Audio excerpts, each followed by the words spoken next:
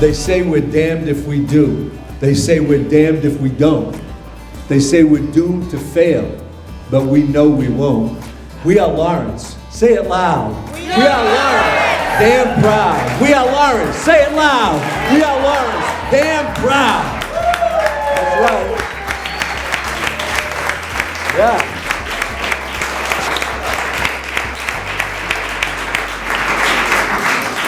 And many of us were chanting that when hundreds of people marched in protest to an article in Boston Magazine that was entitled Lawrence, City of the Damned.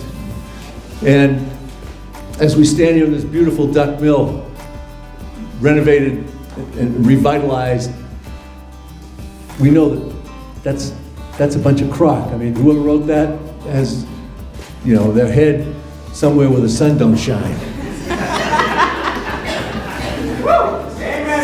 That's right. This is Lawrence. We are Lawrence, and we are damn proud. And we're doing, you know, this is the duck mill, and I learned something about 8 years ago at the Museum of Science that I never knew. I always thought birds flap their wings like this, but they don't. Birds flap their wings like this. It's like they're like this, doing the butterfly stroke, swimming through the air, and you know, the ducks don't have the most massive wings compared to their body. They have to work hard at doing that. And guess what? So do we at Lawrence Community Works. And we're doing a great job. And it's because it's all fueled by what's in here. And you know, Lawrence Community Works doesn't just take care of the supply side of the equation to build housing. We do all, some of you know, we do a lot of stuff with capacity building and relationship building with people on the demand side as well. But right now, today, it's about the supply side. It's about this beautiful, revitalized mill building. And it is called the Duck Mill Building. And we have some amazing ducks at Lawrence Community Works who grab and reach forward and pull to get where they're going, to make great stuff happen. Before I hand it off to Rosa to introduce our incredible executive director, I want to, and welcome you, I want to talk about I want to name the people in the real estate department at Lawrence Community Works, which is nicknamed the Department of Awesome. Yes. Okay?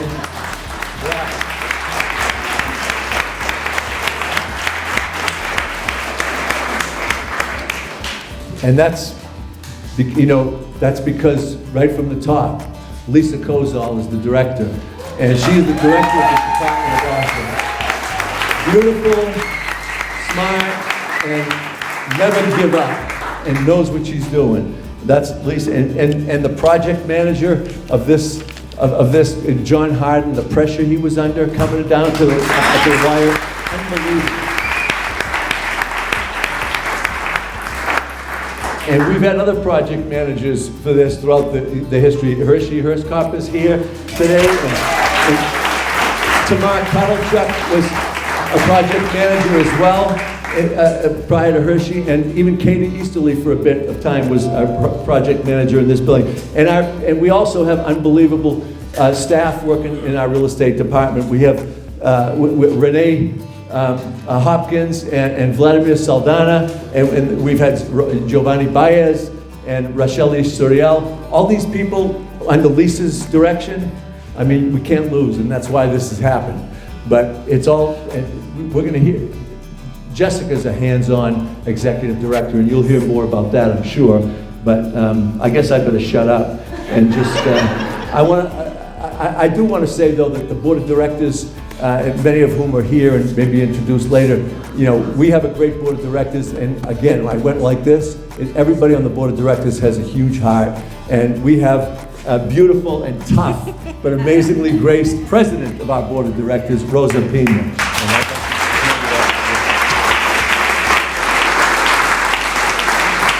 Thank you, everyone. I want to welcome every single one of you. This is an amazing project. This is a project that is going to change the life of 73 families in the city of Lawrence. Projects like this, it makes my heart shrink because I'm so excited. I believe in this city. They said we were the city of the damned, but the city of the time rises. If you go around our city, we're making Lawrence better every single day. You can see it on the projects that are throughout the city. And when you have the representation of the state, of the local, and the federal government here in this room, this speaks volume. This is amazing. It seems like we have done something then right. So I want to welcome every single one of you on behalf of the board of directors. Please rise.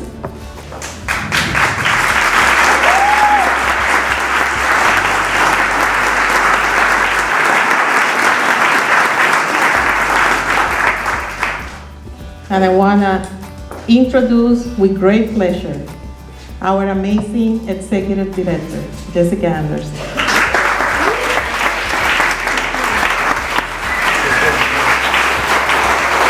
Okay. Thank you. I am going to MC today and make a few remarks, but before I do that, we are just going to take a bit of the program out of order because our amazing and fabulous state senator, Barbara L'Italian, has important votes to do down at the State House, and so she's just with us for a couple of minutes, so I want to call her up to speak first.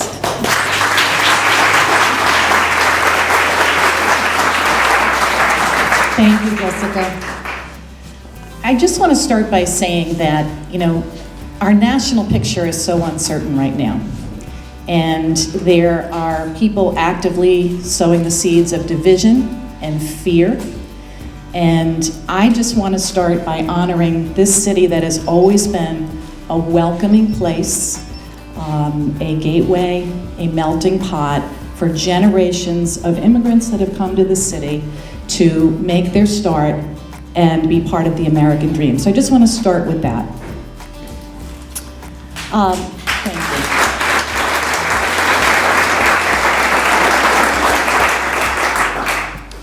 What we have here, and I had a chance to sneak up and see a couple of the apartments because I need to leave right after this, is an incredible transformation. We know that the duck mill was used during the war effort to create clothing and cloth for the war. I remember it personally as a little girl as Ippolito's Furniture Factory from yet another generation of immigrants, the Italians that came to the city. This lay barren for quite some time, and over the transformation over a year and a half of building, and I know it was many, many, many years in the making to get to that groundbreaking, but to see the difference between what it looked like a year and a half ago when we walked through the bones of the building to now is truly incredible. And that doesn't happen without a tremendous amount of effort. We know that there were 8 different state programs, including historic tax credits, that contributed to support this project, totaling over $9 million in state investment. And there'll be folks from different state agencies that will speak in detail about that. This is the second phase of Union Crossing, and together the 2 projects represent over $50 million of public and private investment in the Mill District.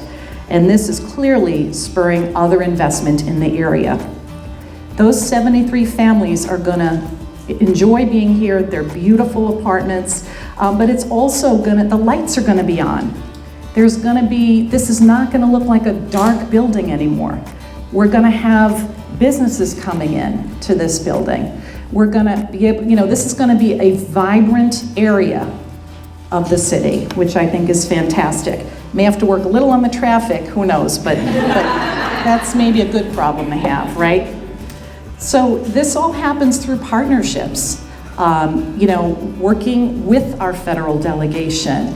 Frank Moran, myself, former Rep. Marcos Devers, Diana DiZoglio, our new rep, Juana Matias. We all work together with the mayor, with the nonprofits. When people hit snags and need to call us, we do our best to jump right in, to help solve the problem, to make those well-placed phone calls so that problems can be solved. And that's really the part that we play in this as well. So I would like to ask Frank to come up and join me.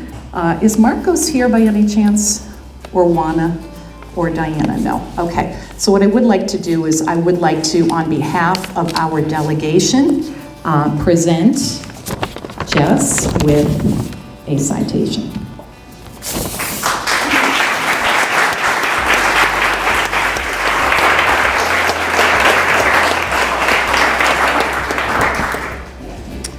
Okay, so this is on both our behalf, so I'll read a little bit of it and Frank will read a little bit of it. Commonwealth of Massachusetts, State Legislature, official citation. Be it known that the Massachusetts Senate and House hereby extends its congratulations to Lawrence Community Works in recognition of the ribbon cutting celebration for the Duck Mills project and your commitment to development the state-of-the-art housing facility in the city of Lawrence.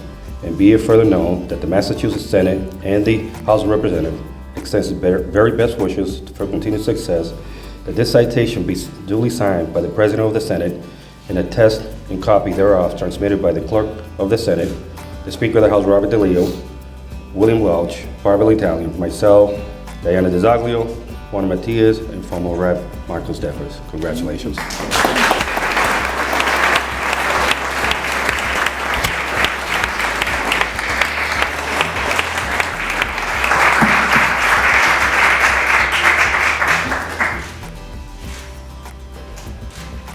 Okay, so here we are at yet another site of this American carnage.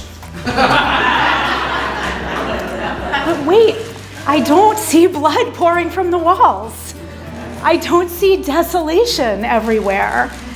What I see is an amazing building that's been brought to life again by the combined hard work over years and years of an entire community, from different cultural backgrounds, from different ethnic backgrounds, people who were born here and people who were born elsewhere, state officials, neighborhood residents, business owners, everybody coming together to develop a plan for this whole district and then working together to do all of the hard work that's necessary to make that happen.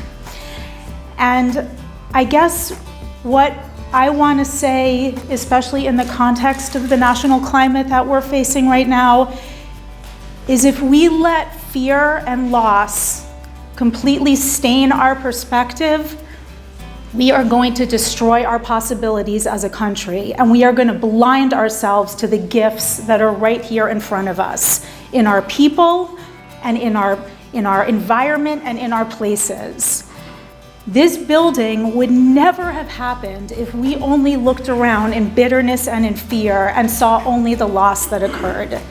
This building only happened because we focused on building the relationships over a long period of time and the trust that was necessary to capture all of the resources and all of the labor and hard work and creativity and energy that went in to making this place the beautiful, alive, vibrant place that it is and that it's going to be for this community.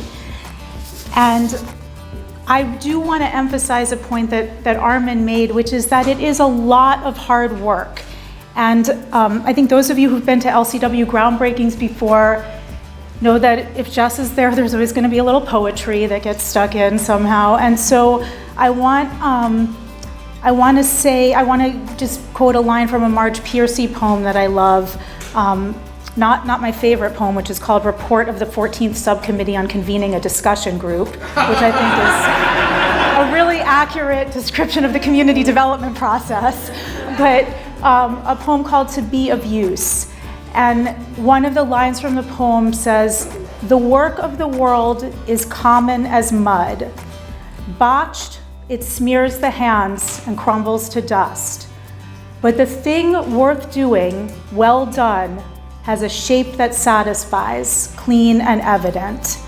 And I think that we see this when we look around this building. The thing worth doing, developing our community, investing in our people, rebuilding our place, and doing it well, because if it's affordable housing, it can still be beautiful, right? The people deserve bread and they deserve roses too.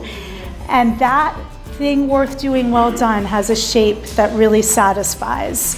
So I just want to encourage us all over the next years to remember that and to throw ourselves into this work and to never devolve to that place of fear, and to use any grief that we have from loss that we're feeling to power our move forward in this community and our ties to each other, and to keep this work going.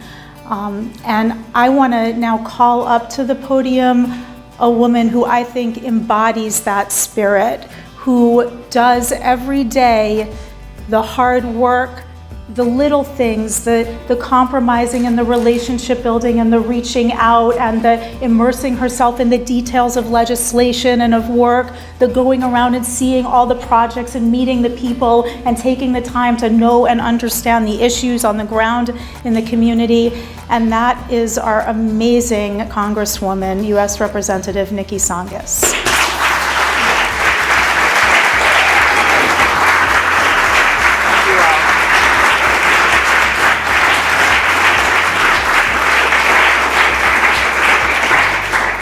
Well, it's my pleasure, as it always is, to be here. And I often say, as I have come over the years, as I have held this office, that every time I come to Lawrence, you have made me cry.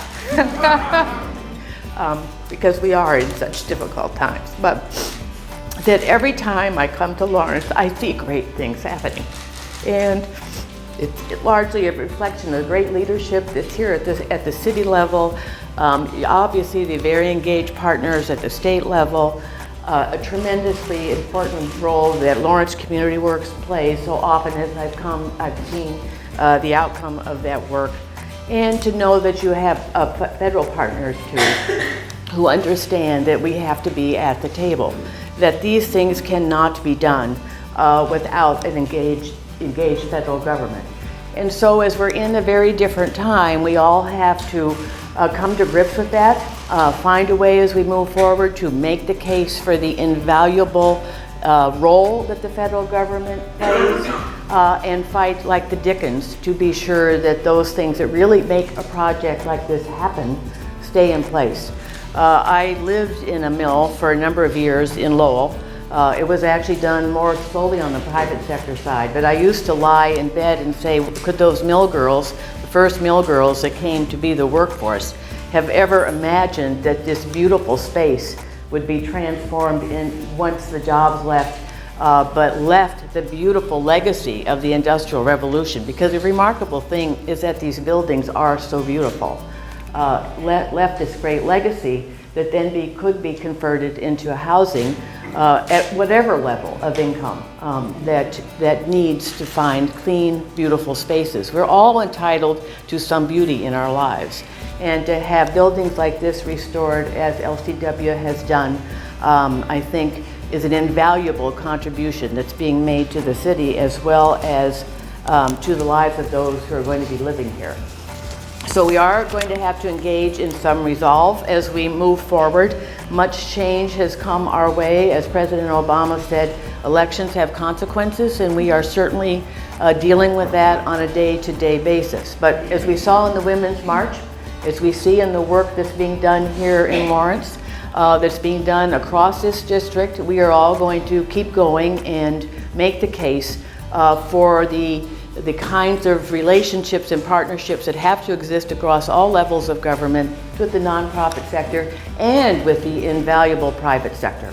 So what the federal government has done through our different programs, so whether it's the low-income historic tax credits, or the housing tax credits, or the federal historic tax credit program, or grant programs through the home funds that come through the state then to the city, has recognized the invaluable role that those programs play.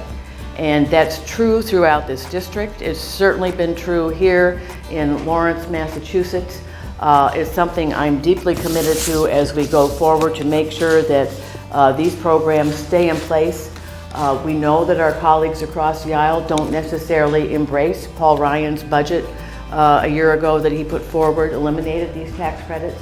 But we here in the Northeast, I think across this country, understand the incredible role that they have played in revitalizing our cities and making beautiful spaces and safe and clean housing for our residents, and we will continue to work strongly as we go forward through a new administration that may or may not. I mean, we don't really know on some of these things quite where the new administration is heading. But as I said, it's always my honor to be here. Always, I do see great things happening in this city. It's a testament to the extraordinary organizations and the extraordinary people who have come here, who love this place, and who are going to keep working at it.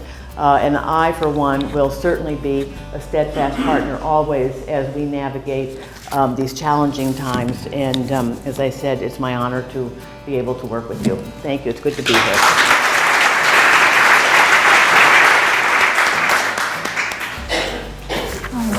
So next, I want to call up to the podium a man who has just been, I mean, it's not just that he's a great partner for us, he's just been an incredible asset to the city, and I think really helped turn around the perception of Lawrence inside and outside the city, and that's been half our problem in the city, right? Because those of us who live here and work here know the awesomeness and the energy and beauty and the hard work of people in this city. And so I think it took a very special person to help bring that message to the outside world and start some of that process of transformation there as well. And I also want to say that when I say that this is a hands-on mayor, this is a man who I feel like, we and others can call when we have a problem, when something's not working, and if the thing that we're working on is something that's going to move the city forward,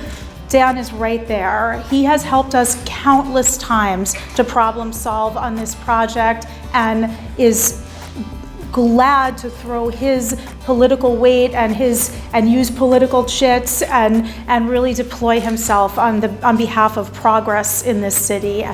I'm really proud to call him my mayor. And I hope you'll all join me in welcoming the Honorable Dan Rivera to the city.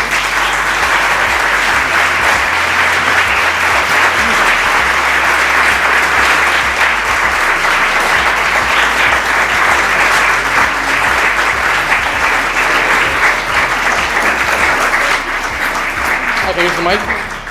You weren't using the mic? Okay, sorry. I want to just start by saying, I hope you'll join me, Nikki, when you're in Washington, if you can just think about us back here. We got your back.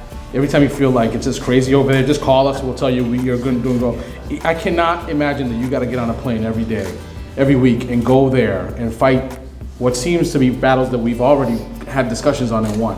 And so I just another round of applause for the great work, and just stay strong, because we love you.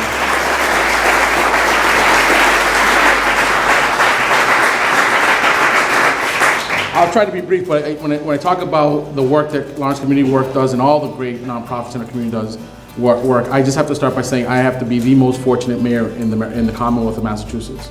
To have organized professional people every day in our city worrying about how to develop housing, how to do workforce development for people to prepare for work, how to fix our parks, how to create the next generation of makers.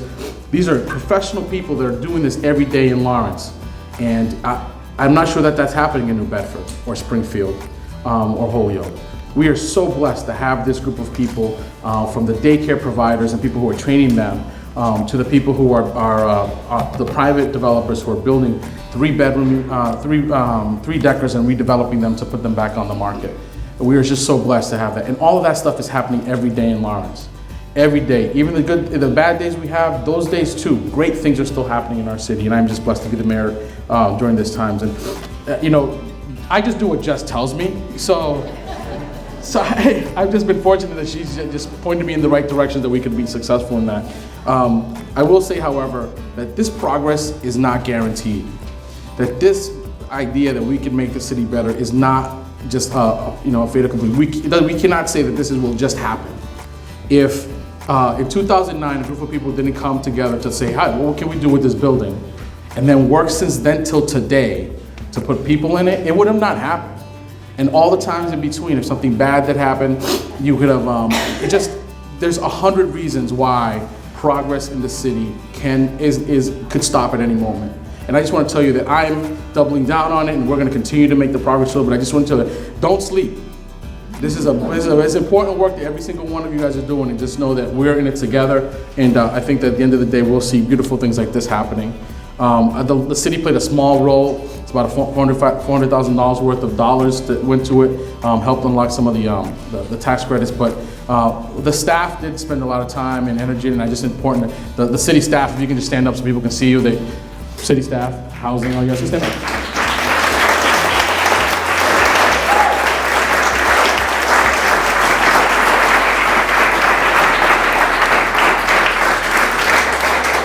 And the person who brought, the first time, I didn't know that to unlock some tax credits, the city actually had to put money down.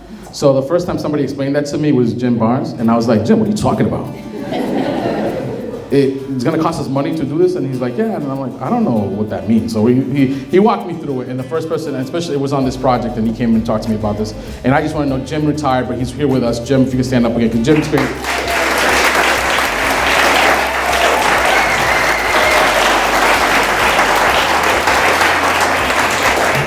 There are many projects in the city that are Jim's legacy, and I just want to make sure that we recognize him.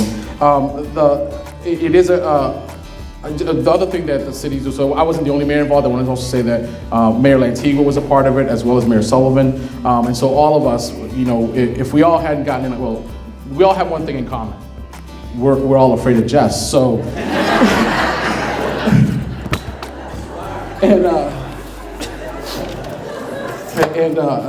And not just LCW. When it's powered by people. It is really powered by people. So it's not just it's everybody who you bump into in the North Common area who say to you, yeah, you know, we really like what's going on, because LCW, I'm either a part of the organization or I'm a member of the board, and so it is the whole LCW crew.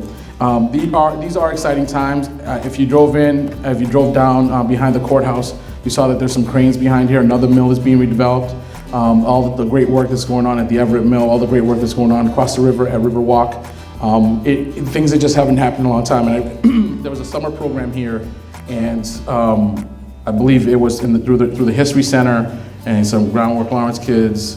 Like everything, there's like a bunch of people involved in it. And there was all these kids talking about doing poetry, and they always just talk about what we're going to do with these mills. And I think for the first time in a very long time, some of those questions are being answered. And I think the answers are great, and I think people are really excited about it. And you know, we still have to tread lightly, make sure that things just don't run us over, because it does happen fast, faster than we can imagine. But those kids next summer can talk about how people live in this building, and how people will be living in other buildings, and how businesses are coming to some of the other buildings. So that discussion is one that we can all be very proud of. And again, I can't thank enough the partners that put in this, all the state partners, Rep. Moran, and when he was a city councilor, we took votes to allow some of this stuff to happen. So thank you so much, and all the partners who are on this list that I don't know them all, but I'm sure that if we hadn't had all these great people come together, this would not have happened. Thank you so much.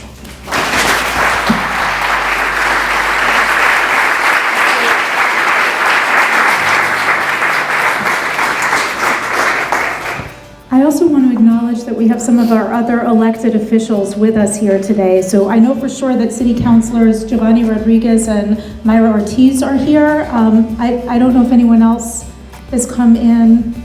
I can't see back there, but let's please give them a round of applause, because they've been extremely helpful as well.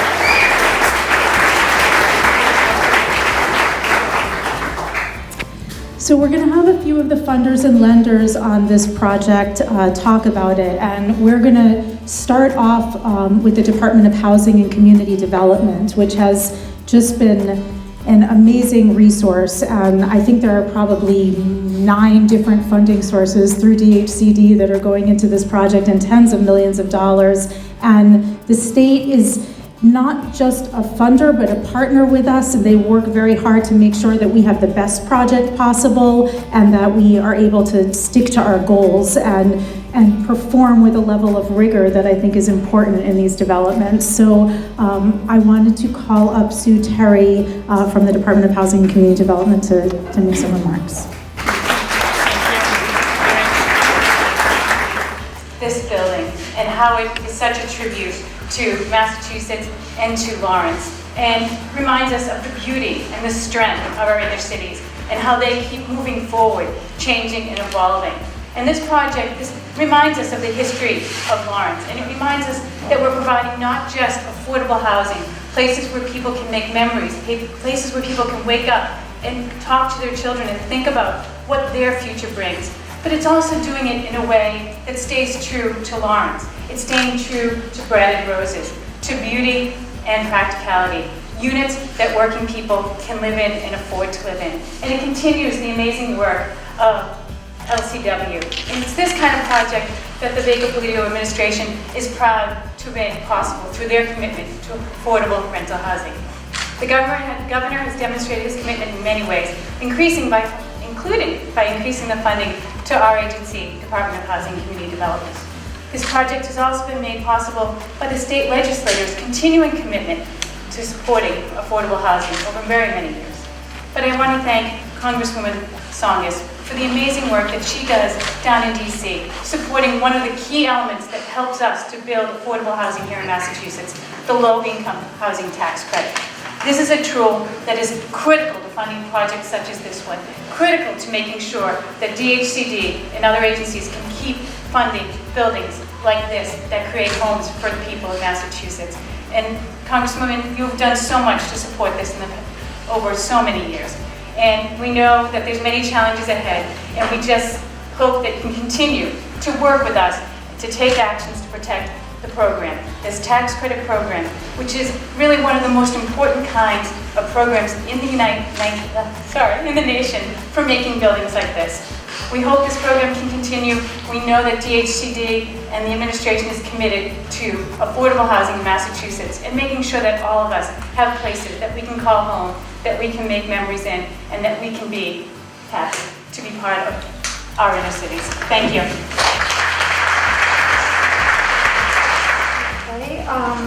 I would love to call up now David Rockwell from the Mass Housing Partnership, which is providing the permanent financing for the building. And for those of you who don't fully grasp what that means, buildings like this would not be possible without the kind of patient, low-interest financing.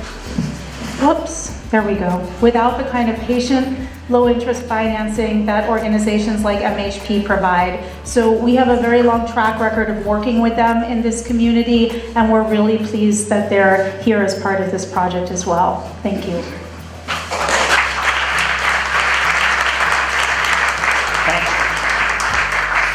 this on? Great. Thank you, Jess. I'm David Rockwell, Director of Lending at Mass Housing Partnership. I bring you greetings from our Executive Director, Clark Ziegler, and Mr. Lawrence, who's a member of our board, Vin Manzi, who I know many of you know. We're just thrilled to be the permanent lender here. This $3.4 million loan is just a piece of all of the financing that has gone into this. I think we now have about $6 million of business with you guys. We've done about $16 million in Lawrence, of about 800 units over the years, small projects, large projects like this one. The comments you all are making about Lawrence makes me say that we want to do more in Lawrence here. So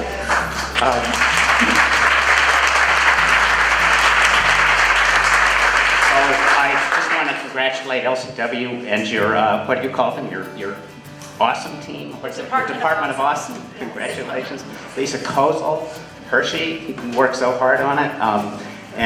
It's just wonderful to be part of this, and I want to thank our fellow financiers from Chase and Eastern Bank who did the construction loan, and of course DHCD and Mayor of the City's involvement is $400,000 is a lot of money, so it unleashes an awful lot. And I also want to thank Amanda Rowe from our staff who actually did the loan. I get to be up here and talk, but she did all the work. And I want to introduce Nancy McCafferty, this is one of the few loans that she didn't have anything to do with at MHP, but she knew how exciting this was and she wanted to come up and see it, so I'm glad she's here. But it's been a great pleasure to work with this. We're the permanent lender. We're going to be here for 20 years. I'm really happy to see First Realty as the property manager. You have a good partner there. We know their work and we really like their work. Union Crossing, the phase one is, I was told this morning, is 98% occupied. It has been kind of fully occupied throughout its history to date. So you've clearly proven the value of this part of Lawrence is a place to live, so it's very exciting. So just in closing, I'd like to say something more about organizing projects like this. LCW's roots go back beyond what I know about to North Commons and all the work that was done at the grassroots level, and you've never forgotten that. Even as you do some of these larger projects. And this organizing I see as a really critical piece in making these projects happen. And I kind of see it as your own version of entrepreneurialism. This is just as valuable as the entrepreneurialism we see, making new companies out in the private sector. All of those neighborhood meetings, all of that work you do with architects and engineers, and raising the high-risk money you need to do to just keep the project going in pre-development. It's tireless, but it unleashes all of this debt and equity capital that makes these projects happen. And these days when it's kind of fashionable to question whether government should be involved in helping to level the playing field, we mustn't ever forget the importance of organizing. The work that you guys do makes these things happen, and it's part of economic development. It is not just off to the side. It's part and parcel of what we want our communities to be. So I just thank you for all of that work for years and years, to both your staff and I'm sure a lot of members of the neighborhood, the residents here, who I'm sure put hours and hours into this. So thank you again for letting MHB be part of this, and look forward to seeing more.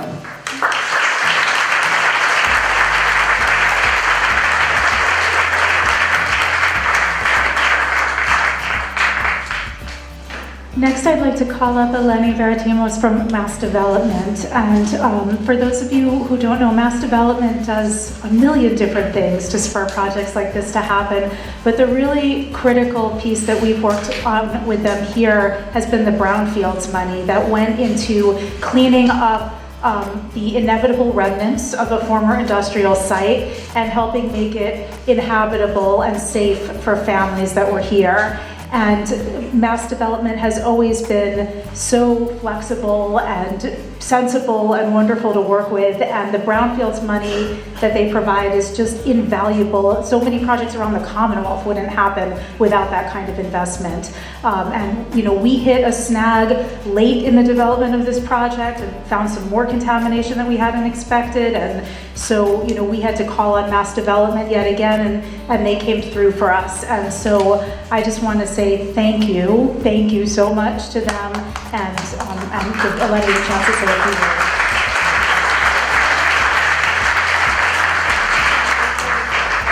Well, good morning. As Jess said, I'm Eleni Veritimos, and I'm here today with my colleague Mike Galligan, who does our commercial lending, on behalf of our CEO Marty Jones, who unfortunately couldn't be here today as she is swapping places with the Congresswoman and is down in DC this morning.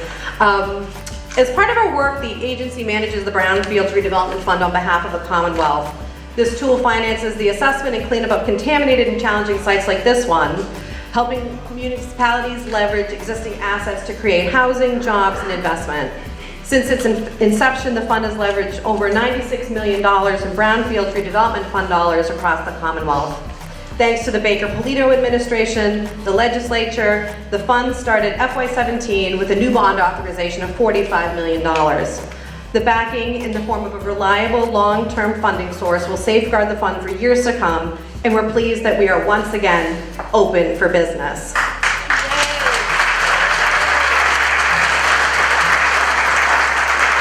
We're very grateful to Congresswoman Nikki Tsongas for her advocacy for environmental programs on the federal level, to the Baker-Polito administration, to the Lawrence Legislative Delegation, to Mayor Rivera for their continued support for the Brownfields program, because without you, we really could not be here today. The Duck Mill serves as a model for how communities can use Brownfields dollars to unlock economic development. We've been a proud partner with Lawrence Community Works on this project and several others, some as far back as 2008. And I want to thank Jessica, whom some of you may not know is the current chairwoman of our state's Brownfields Advisory Group. It's really through her leadership and advocacy that has been so instrumental in helping us get the program back on track and redevelop policies that can get money back flowing out to communities and make projects like this a reality across the Commonwealth. So Jessica, thank you on behalf of the agency.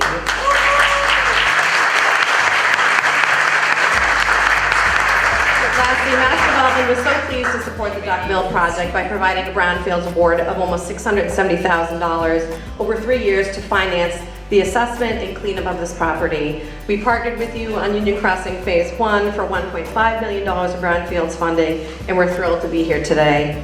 This really serves as a catalytic force for the revitalization of Lawrence. We hope this project will inspire other communities to have private and public investment in their city's downtown.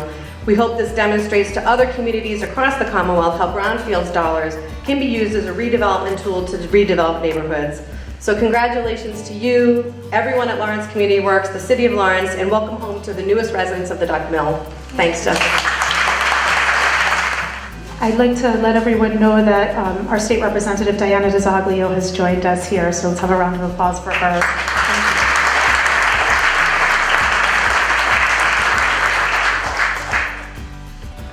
So the last group I want to invite up to speak is CDAC, which brings both pre-development funding to us, which is, you know, as the development folks in the room know, that process, like the time in between you buy a building and the time that you actually get shovels in the ground is a very tenuous, nerve-wracking, complicated time. And CDAC is one of several pre-development lenders that provides capital that helps us float through that process a little more easily. And they also administer some of the other subsidy funds that are in the project. And they're always just a joy to work with. And we have Will Morgan here from CDAC to say a few words. Thanks.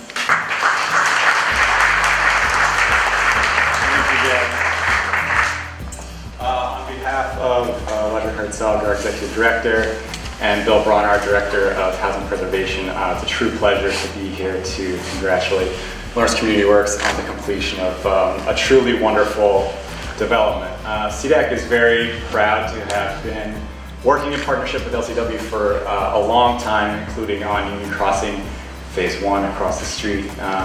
And we've been involved in this project since the very early days, I think since late 2010 or early 2011, when we provided our first chunk of pre-development assistance, and what a great investment it turned out to be.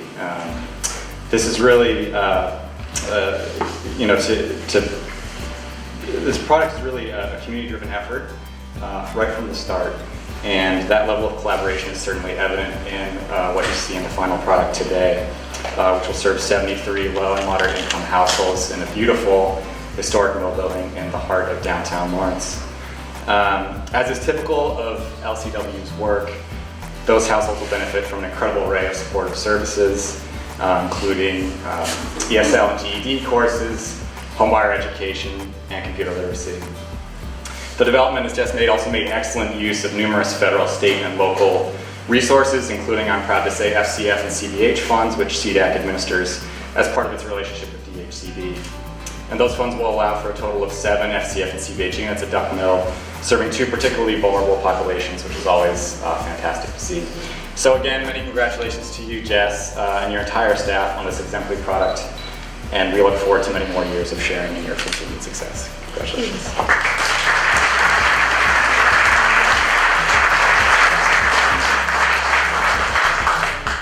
I do want to mention, it's in the program, but I want to also mention the other funders on the project, because, you know, I know that some of us in the room, we go to these things a lot, right? There's a lot of ribbon cuttings that people go to around the Commonwealth, right? But for each one, you know, for us, this is very special, and it represents almost a decade of really hard work by the organization, you know, going back to the master planning process we did for the whole Union Crossing project, which I believe Maggie Superchurch is here in the audience, and she helped lead, so thank you to Maggie.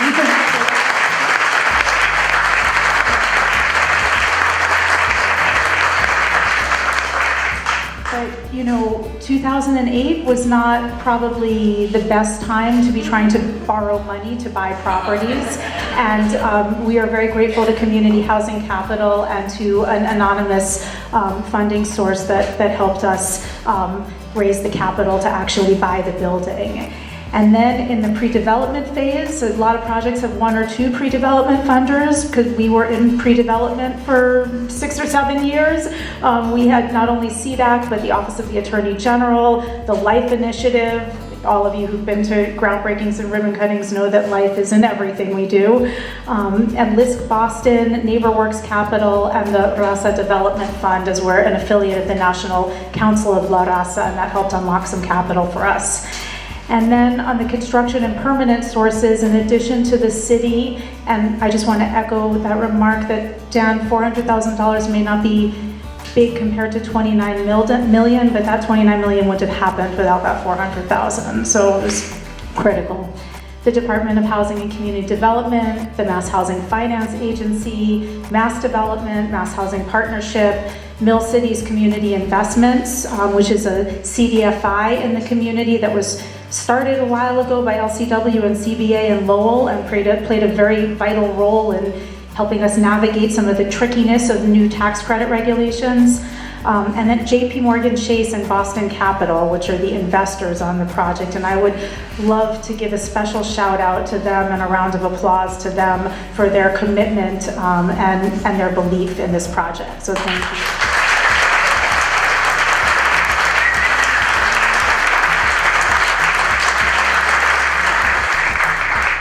Eastern Bank, which we are very grateful to have in town here in Lawrence, as part of the construction financing. Dorfman Capital, which we have a great partnership with, helps us unlock those state and federal historic tax credits. And so thank you to Bob Dorfman, who's here as well. Thanks, Bob. And then NeighborWorks America. How much could I say about NeighborWorks America? They are instrumental to the whole community development field nationwide, and they are up there on the Capitol with their advocacy arm, NNA, fighting for the policies and the resources that help make projects like this happen. And they have given both capital and operating dollars to LCW over the years. And I know Michael Williams from NeighborWorks is here, and I'd like to give him a shout out as well.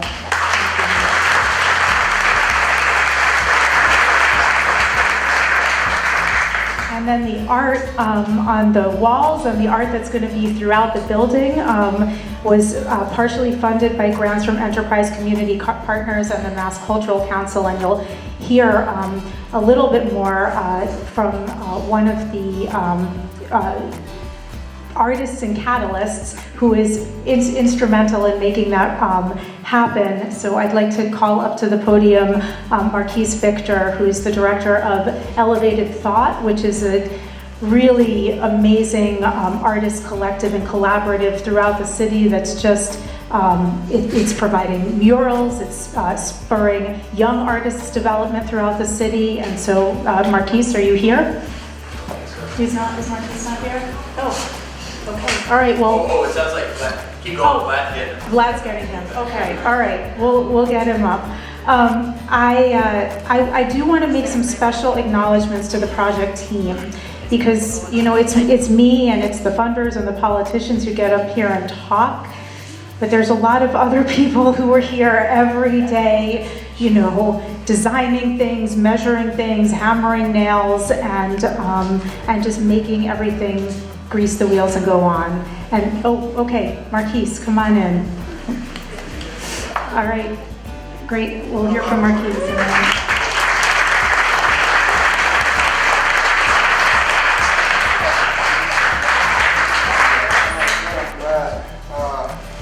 Yeah, wow, I just kind of rolled in. I was about to eat some fruit. All right. Hi, everybody. I'm Marquise Victor. I run Elevated Thought, art and social justice nonprofit focused here in the city. We serve and develop through our youth empowerment programming, youth organizing, and of course beautification. Very honored to be up here, specifically looking at some of the people in this room and, you know, kind of be a part of this definitive arts and cultural renaissance that's happening in the city. It's beautiful to see. We're really starting to see hope become tangible. And we were fortunate enough to work with LCW first time, I think, collaborated. And as you can see, I mean, yeah, it's pretty dope. So I don't want to talk too much. I just want to kind of go through the process and acknowledge the youth and artists, because I get to be up here and talk, but it's not about me. It's first and foremost about the city and the youth that are helping to drive this progress. So as you can see up here, we have a little poem, mixed media. All the work in that is from our youth. Photography, illustration, painting, was all kind of connected digitally and printed out on the vinyl, thanks to Omni Printing, right here in Lawrence. Better get a discount for that shout out. So what our youth did, they worked with a collaborating artist, elevated thought artist, educator, Alyssa Salas, who also did work for a long time at Movement City.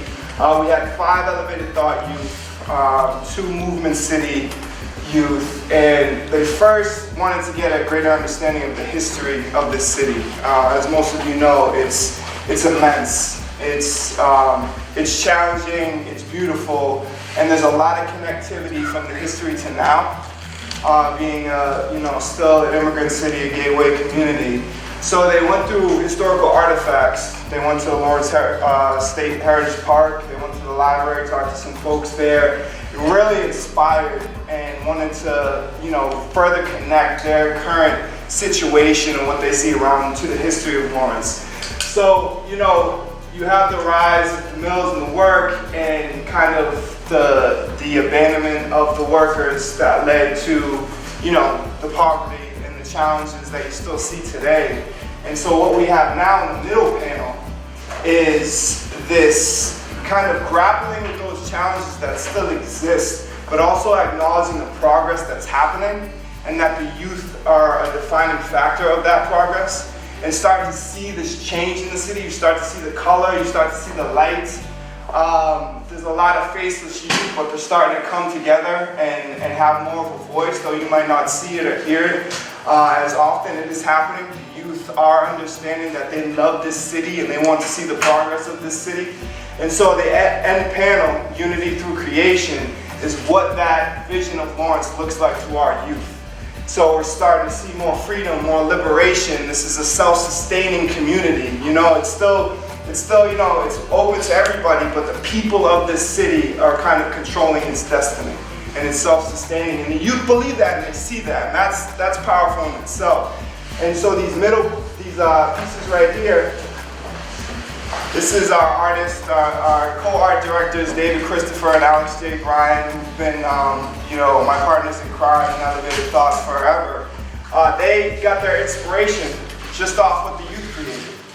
And so you see this kind of passing of the torch to the future of the city. The turmoil that the people that came to the city, they fought for their family, for future generations, that those dreams are now being handed to the youth of this city. And that's what you see up there. And of course, the historic duck cloth all around this. So, it's a narrative. I don't want to give too much away because the beauty of art is it's in the eye of the beholder, right? You want to look at it and kind of, determine some narrative pieces yourself. But like I said, I'm grateful as an organization from our artists and youth that we're able to be a part of this, be a part of this community, and this is beautiful, and true progress is happening, and thank you all for supporting us.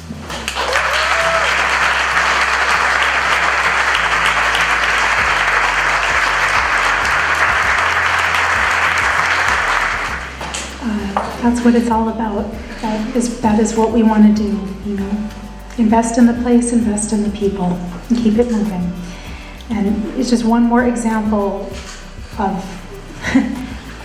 of the hidden beauty that exists in this city.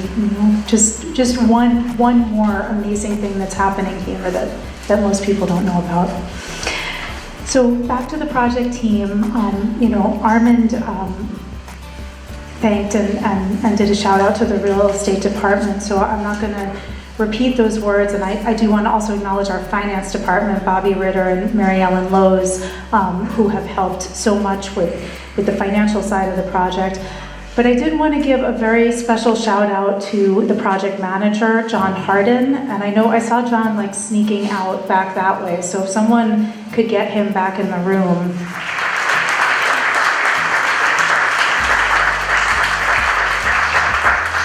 So there's another part of that Marge Piercy poem that I'm going to quote to you all, because this is I think how we at LCW feel about John.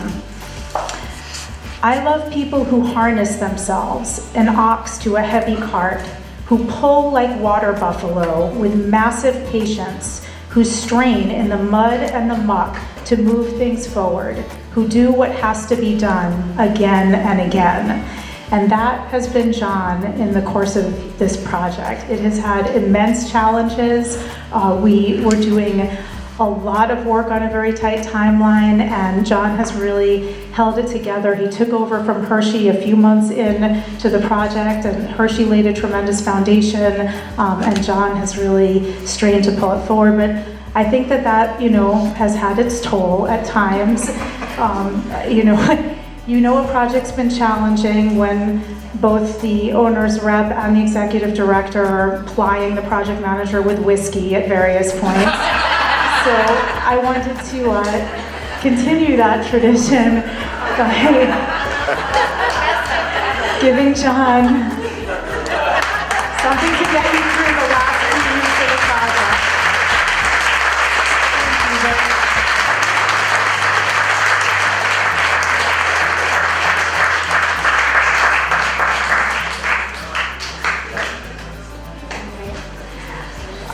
Next, I want to thank and congratulate the architects on this project. So we worked with the firm Durkee, Brown, Viveros, and Werenfels, and I think that Mike Viveros, Virginia Branch, Benno Bellumer, and Christy Glennon are all here, and I would love them to stand up and be acknowledged. Are they?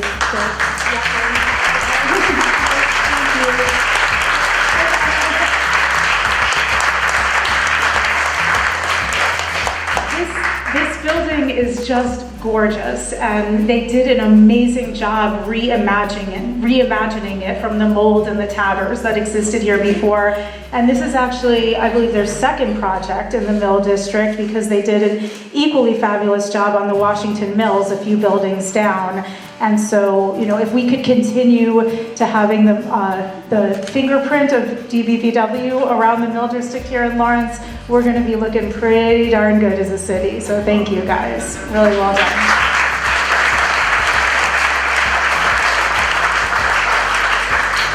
I also want to acknowledge two of our key consultants on the project, Peter Munkenbeck and Lori Gould with Viva Consulting, who just were, they are sources of endless wisdom and practical advice and they really go into shaping the project. So thank you both very much.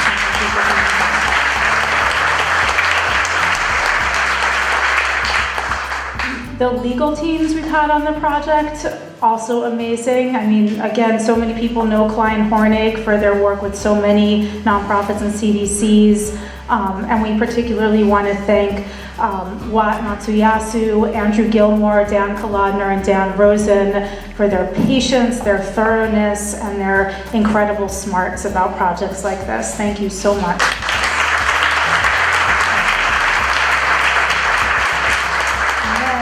Locally, on the legal work, we are incredibly fortunate to have the skills of Armand Hyatt as our general counsel, who also brings tremendous real estate development expertise.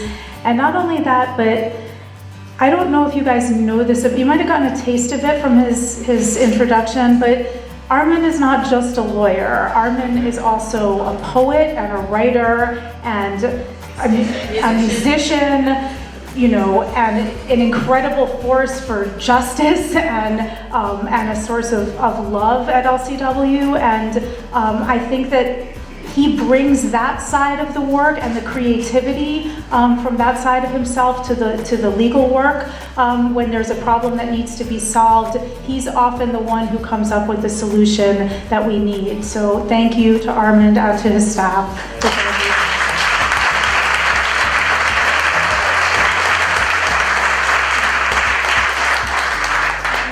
also fortunate to work with an incredibly experienced and patient and calm and mellow owner's rep, and I want to acknowledge Ray Borsier for all the wisdom and the guidance that he's been able to give us in this project, because we needed every bit of it. So thank you, Ray.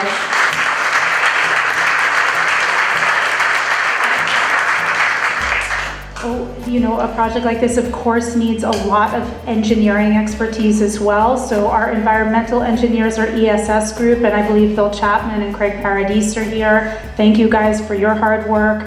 The geotech engineer, Lisa Caselli from GPI, and then the engineering company locally, Jody Triumfo and Eric Gerard. Just also tremendous resources, so many different moving parts that go into making this, making a building that used to be for one purpose serve another purpose entirely. So thank you for your expertise in that.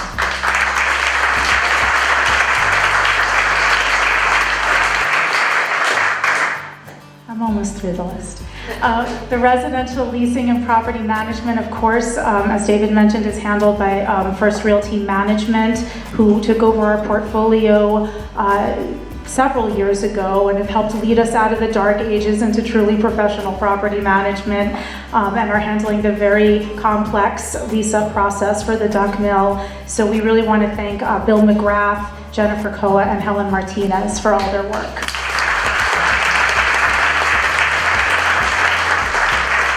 And then we do have about 10,000 square feet of commercial space in this project, which we're very excited about, because we happen to agree with the mayor that not all the mills should all go to all housing, and we need to have other kinds of activity here to add to the economic vibrancy of the city. So we have Gary Seidel from Bell Tower Management, who's here, and everyone who knows Gary in the city, everyone who knows Gary knows what an amazing job he's done with the building that he and his dad owned, that the Yepes brothers now own, and we are just so excited to have him. I think he has the golden touch when it comes to these things, so we're already talking to several exciting potential tenants for the commercial space. And I do want to also acknowledge his father, Chet Seidel, who's here with us and who we bought the building from.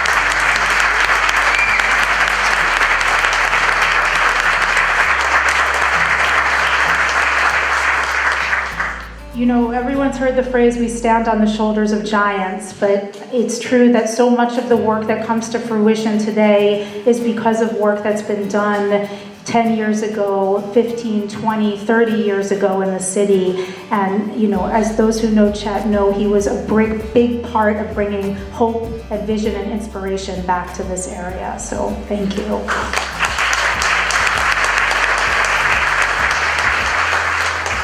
And then the mayor already gave a shout out to the city folks and had them stand, but I do want to mention by name Teresa Parks, Sue Fink, Dan McCarthy, Evelyn Urena. They all have been such problem solvers around this, and you know, having a city government that is oriented in that way and that's working to solve problems with you is really, it's a turning point in any game, and so we're very grateful for that. And then last but certainly not least, I really want to give an amazing set of thanks and congratulations to NEI General Contracting and to the team of Joe Retman, Chris Cormier, Bill Young, Steve Tello, and Mike DeRoma, who have just done such an amazing job and in such a compressed time frame. You know, when we finally got into the ground and started working on the building to transform 125,000 square feet of mill space on several floors with incredible, crazy things happening under the ground in the parking lot that you don't exactly know about until you get in there and start working on stuff. And to coordinate it all and keep it moving, and to turn everything around in the time frame that we gave them, because we had certain funding deadlines and benchmarks that we had to meet, and they have just done an amazing and tremendous job, and they delivered that temporary certificate of occupancy to us on December 30th, 2016. Thank you, NEI.